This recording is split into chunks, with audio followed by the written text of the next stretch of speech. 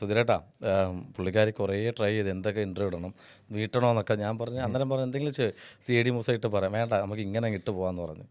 അപ്പോഴും ഞാൻ വിചാരിച്ചു ഇത് എവിടെ ചെന്ന് എത്തുന്നുള്ളൂ, പക്ഷേ റൈറ്റ് പ്ലേസിൽ കൊണ്ടിട്ടു. എന്തായാലും ചേച്ചി സുധീരേട്ടാ നമസ്കാരം. നമസ്കാരം. ആദ്യം തന്നെ പറയട്ടെ, അടിപൊളി ലുക്ക് കേട്ടോ. ഒരു ഇല്ലേ? CID മൂസയൊന്നും മാറ്റമില്ല, ഇതിപ്പോഴും അല്ല, ഞാൻ ഹെയർ സ്റ്റൈലാണ് ഞാൻ പറഞ്ഞത്, എനിക്ക് ഭയങ്കരമായിട്ട് ഇഷ്ടപ്പെട്ടത്. CID മൂസ ഇറങ്ങിയിട്ട് ഇപ്പോൾ എത്ര 20 വർഷമായി അല്ലേ? 20 വർഷം കൊച്ചു രാജാവ് ഇറങ്ങിയപ്പോൾ ഞാൻ അതുപോലെ തന്നെയല്ലേ ഇരിക്കുന്നത്. ആണ് തീർച്ചയായിട്ടും. അതെ അത് തന്നെ. ചേച്ചി എന്തോ പേടിച്ചിരിക്കുന്നുണ്ടല്ലോ, ഞാൻ എന്തിനാ പേടിക്കണം? ഉണ്ടോ?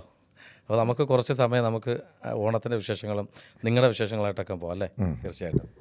അപ്പോൾ ചേട്ടാ, ആദ്യം തന്നെ നമ്മുടെ ഫ്ലോറിലേക്ക് സ്വാഗതം.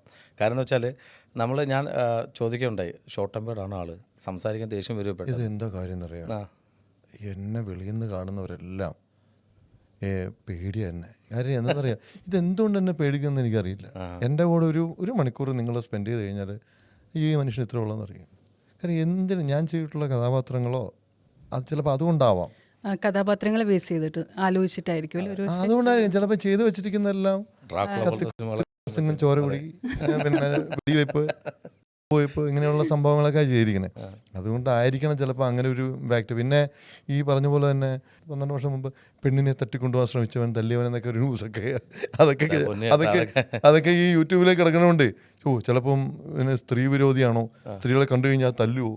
ആ ഒരു ഗ്യാപ്പിൽ ഈ 12 വർഷത്തിൽ ആൾക്കാരെങ്കിലും അകറ്റി നിർത്താൻ, കാര്യം ഇങ്ങനെ ഒരു വിഷയം വരുമ്പം സാധാരണ പിന്നെ അത് നമ്മളതിൻ്റെ ക്ലാരിഫിക്കേഷൻ ഒന്നും കൊടുക്കാനൊന്നും ഇതുവരെ പോയിട്ടില്ല ഒരിക്കലും. എന്താണ് സംഭവിച്ചത് അതിൻ്റെ ആവശ്യമില്ല. ഈ പേ വാക്കിന് പൊട്ടിച്ചവി എന്ന് പറഞ്ഞ് അന്ന് എൻ്റെ ഗുരുതുല്യനായ വിനയ സാറും പറഞ്ഞു, എന്തിനാടാ നീ ആരെങ്കിലും എന്തിനും പറയട്ടെ എന്ന് പറഞ്ഞിട്ട്. പിന്നെ ആരോ പുള്ളിയുടെ ശത്രുക്കളോ ഞാൻ കയറി വരുന്നതിൽ ബുദ്ധിമുട്ടുള്ളവരോ ആരോ പുള്ളിക്കാരത്തേക്ക് സപ്പോർട്ട് കൊടുത്തു.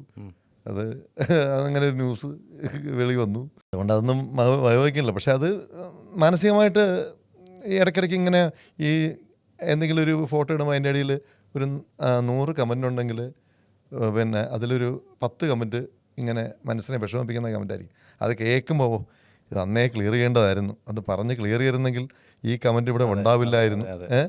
നമ്മൾ അന്ന് ക്ലാരിഫിക്കേഷൻ കൊടുക്കാത്തതിൻ്റെ ബുദ്ധിമുട്ടാണ്. തോന്നുന്നുണ്ടോ ക്ലാരിഫിക്കേഷൻ കൊടുക്കാൻ? ക്ലാരിഫിക്കേഷൻ എന്ന് പറഞ്ഞാൽ എനിക്ക് വയ്യാതെ വന്നായിരുന്നു ആ സമയത്ത് അല്ലേ. കയ്യാതെ വന്നപ്പോഴത്തേക്ക് അതിൻ്റെ ഇടയിൽ ഒരു കമൻറ്റ് എന്നെ വല്ലാതെ വേദനിപ്പിച്ചല്ലേ.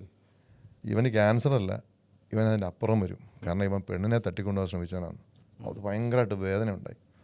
അതാണ് കാരണം, അത് ഈ പറഞ്ഞ പോലെ തന്നെ അത് ചെയ്യാത്ത തെറ്റാണ്, ഇത് ചെയ്തിട്ടില്ല.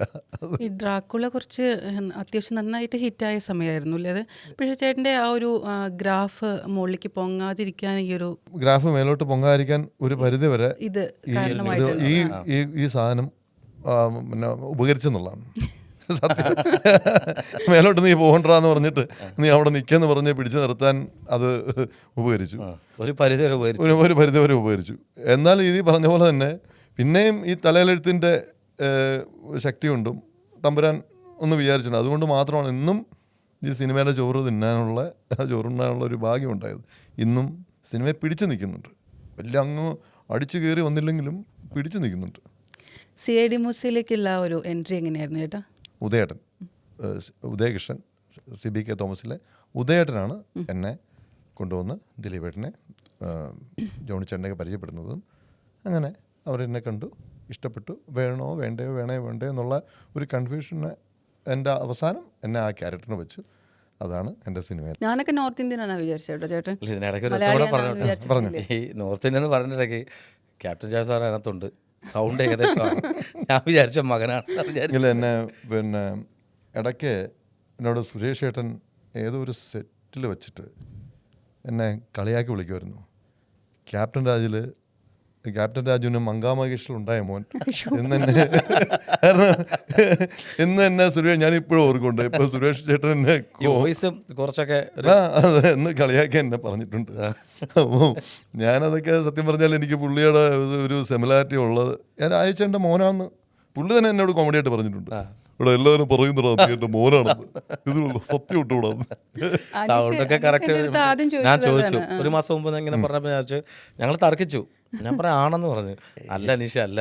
അപ്പോൾ വന്നിട്ട് ഇന്ന് ആ ക്ലാരിഫിക്കേഷൻ എനിക്ക് ആയിട്ടുണ്ട്. കുറേ അധികം ആൾക്കാർക്ക് അങ്ങനെ ഒരു ചിന്ത വന്നിട്ടുണ്ട്, പക്ഷെ അത് മാറി കിട്ടി. എന്നെ വലിയ കാര്യമായിരുന്നു അദ്ദേഹത്തിന്. കാര്യം എനിക്ക് എന്തോ എൻ്റെ ഫാദർ എന്നെയും അദ്ദേഹത്തെ കൂടെ കണ്ടു കഴിഞ്ഞാൽ ചേട്ടൻ അനിയനായിട്ട് തോന്നുള്ളൂ. അതേ ഹൈറ്റും അതേ അവസ്ഥ അല്ലേ, അതേ ശബ്ദവും എല്ലാം. അപ്പം അങ്ങനെ ഈ പറഞ്ഞ പോലെ ഒരാളെ പോലെ 7 പേരോ 9 പേരൊക്കെ ഉണ്ടെന്ന് പറയുന്നില്ല, അതുപോലെ അവർ ഇതിൽ വന്നാലും ഹൈറ്റും ഏകദേശം രായിച്ചാൻ്റെ അത്ര ഹൈറ്റും ഉണ്ട്. അതെ, നല്ല ഹൈറ്റ്, ക്ലീൻ ഷേവ് ഒക്കെ ചെയ്ത് കഴിഞ്ഞാൽ അത് തന്നെ, ഈ സംസാരം അത് തന്നെ അല്ലേ ഏകദേശം. അതെ, മലപ്പുറം കത്തി മിഷൻ കണ്ട് ഒലക്കയുടെ മൂട്. അത് ചേച്ചിക്കൊരു ഹാറ്റ്സ് ഓഫ് ഉണ്ട്. കാര്യം എന്ന് വെച്ചാൽ പല നമുക്ക് പ്രതികൂല സാഹചര്യത്തിലും അദ്ദേഹത്തിൻ്റെ കൂടെ നിന്ന് ഇപ്പോഴും ഈ ഒരു നിമിഷവും ഇടതും വലതുമായിട്ട് നിൽക്കുകയാണ്. ചേച്ചിക്ക് നിമിഷം എന്താ പറയാനുള്ളത്? കാര്യം എന്ന് വെച്ചാൽ ഇപ്പോഴും പല കാര്യങ്ങൾ അദ്ദേഹത്തിൽ അടിച്ചേൽപ്പിക്കപ്പെടാനായിട്ട് പലരും ശ്രമിക്കുന്നുണ്ട്, അപ്പോഴും കൂടെ നിൽക്കുകയാണ്. എന്താ പറയാനുള്ളത്? എന്തു പറയാനാ, അടിച്ചേൽപ്പിക്കാണ് അവർ അങ്ങനെ ചെയ്തുകൊണ്ടിരിക്കുന്നത്, നമുക്ക് ഒന്നും ചെയ്യാൻ പറ്റില്ല. അത് ഈ ചെവി കൂടെ കേട്ട് മറ്റേ ചെവി കൂടെ വിടുക, അത്ര തന്നെ. അതിൻ്റെയൊക്കെ പുറകെ പോയാൽ നമുക്ക് അതിൻ്റെ സമയം ഉണ്ടാവുള്ളൂ. ആ ഒരു നടിയുടെ കേസ് വന്നെന്ന് തന്നെ ഞങ്ങളന്ന് ഫിലിമിന് പോയി. ഞങ്ങളന്ന് വൈകുന്നേരം ഇത് ചാനലിലൊക്കെ ഭയങ്കര സുധീർ അറസ്റ്റ് ചെയ്തു. അപ്പം കമ്മീഷണർ ഇതിലൂടെ പറയുന്നു, പോലീസ് ഓഫീസർ സുഹൃത്തുക്കളൊക്കെ വിളിച്ച്, സുധീർ എന്താ സംഭവിച്ചത്, ഞങ്ങൾ അന്വേഷിച്ചിട്ട് അങ്ങനെ ഒരു സംഭവം അവിടെ ഉണ്ടായില്ലല്ലോ, പിന്നെ ഇതിൻ്റെ പിന്നിൽ ആരാ ഇത് എന്നൊക്കെ പലരും ഒരുപാട് സുഹൃത്തുക്കളുണ്ട്. അവരെ ചോദിക്കുന്നത് കമ്മീഷണർ സുധീറിനെ അറസ്റ്റ് ചെയ്യാനൊക്കെ പറഞ്ഞിരിക്കുന്നു, മേളിൽ നിന്നൊക്കെ ഇങ്ങനെ ഉത്തരവ് വന്നിട്ടുണ്ട്, എന്താ സംഭവം, ഞങ്ങൾ പോലീസുകാരെ വിട്ടിട്ട് അവിടെ അങ്ങനെ ഒരു സംഭവം നടന്നില്ല, എന്താണ് ഇതിൻ്റെ, ഇത് അന്വേഷിച്ച് വരുമ്പോഴത്തേക്ക് ന്യൂസ് വെളി വരും.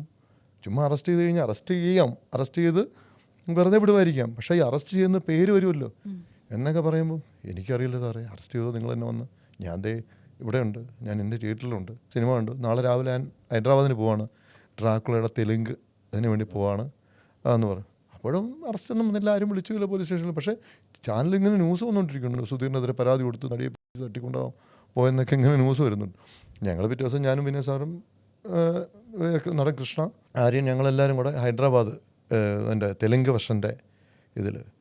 അപ്പം അവിടെ പോകുമ്പോഴേക്കൊക്കെ ചാനലിലൊക്കെ തിരിച്ചു വരുമ്പോൾ സുധീറിനെ അറസ്റ്റ് ചെയ്യാനാണ് പ്ലാൻ എന്നൊക്കെ പറഞ്ഞിട്ട് തിരിച്ചു വന്നപ്പം എയർപോർട്ടിൽ ആരെയും കണ്ടില്ല അറസ്റ്റ് ചെയ്യാൻ. അവസാനം ഞാൻ സ്റ്റേഷനിൽ ഞാൻ തന്നെ വന്നു, സാർ എന്താ സംഭവം നേരിട്ട് അന്വേഷിക്കാൻ ഞാൻ സ്റ്റേഷനിൽ തന്നെ വന്നു, എന്നെ ആരും അറസ്റ്റ് ചെയ്യാൻ നിൽക്കണം സാർ എന്ന് പറഞ്ഞാൽ കടവന്ത്ര സ്റ്റേഷനിൽ ചിലപ്പം അവിടെ വന്ന്, സുധീർ ഇങ്ങനെയാണ് സംഭവങ്ങൾ. ഞാൻ പറഞ്ഞു സാറേ ഞങ്ങൾ അന്വേഷിച്ചിട്ട് അവിടെ ഒന്നും നടന്നിട്ടില്ല, പോലീസുകാർ പറഞ്ഞു. പിന്നെ ഞങ്ങൾ എന്തിൻ്റെ ബേസിൽ നിങ്ങൾ അറസ്റ്റ് ചെയ്യും, ഒരാൾ പരാതി കൊടുത്തെന്ന് പറഞ്ഞ് ചോദ്യം ചെയ്ത് വിടാന്നല്ല, എന്നെ ചോദ്യം ചെയ്ത് വിട്ടു, അതെൻ്റെ സ്റ്റേഷനിൽ ഒപ്പിട്ട് കൊടുത്തിട്ട് സ്റ്റേഷൻ ജാമ്യം വിട്ടു. ഇതാണ് സംഭവിച്ചത്. പക്ഷേ ഈ പുറത്തു വരുന്നത് അങ്ങനെയൊന്നും ആയിരിക്കത്തില്ല, ഈ പറഞ്ഞുണ്ടാക്കുന്ന ആൾക്കാർക്ക് എന്തും ഇത് ഇൻഡസ്ട്രിയിലുള്ളവർ തന്നെ അങ്ങനെ ഇത് പരമമായ 100% എൻ്റെ കുഞ്ഞുങ്ങളാണ് സത്യമാണ്. ഇതാണ് ഈ പറയപ്പെടുന്ന നടി എന്ന് പറഞ്ഞാൽ എൻ്റെ കൂടെ വർക്കൗട്ട് ക്ലാസ്സിലും ഡാൻസിനും ഒക്കെ വന്നുകൊണ്ടിരുന്നത്, പെട്ടെന്നാണ് അവരുടെ ക്യാരക്ടർ ചേഞ്ച് ആയതും. ഇതാരെങ്കിലും ഒന്നുമല്ല സ്വന്തമായിട്ട് തോന്നിയതല്ല. അതിൻ്റെ സത്യാവസ്ഥ എന്ന് പറഞ്ഞാൽ നമ്മൾ ഒന്നാമത്തേക്ക് ഈ പറഞ്ഞ പോലെ തന്നെ കഴിഞ്ഞു പോകാണ്. ആ കുട്ടി എന്തെങ്കിലും തെറ്റ് ചെയ്തെങ്കിൽ പുള്ളിക്കാരത്തേക്കുള്ളത് ദൈവം കൊടുക്കും, അത് അങ്ങനെയാണല്ലോ, അതിൽ പ്രകൃതി കൊടുക്കും.